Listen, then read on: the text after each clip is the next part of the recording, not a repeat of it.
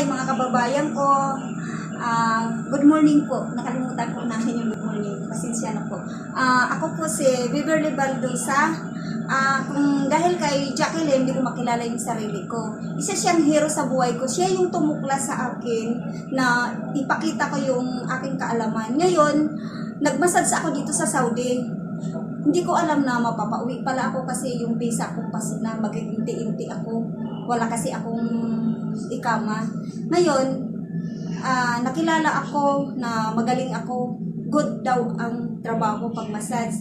Ngayon, gusto ko sana tulungan niyo ako na makuha niyo ako bilang massage. At saka si Jacqueline yung nagbigay sa akin ng lakas ng loob nga ipakita ko siya yung hero sa buhay ko at silak yung kanyang puso.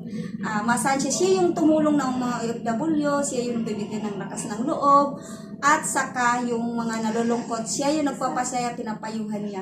Ngalakasan yung loob, huwag malungkot dahil kinabukasan para sa pamilya niya. Salamat po. Thank you.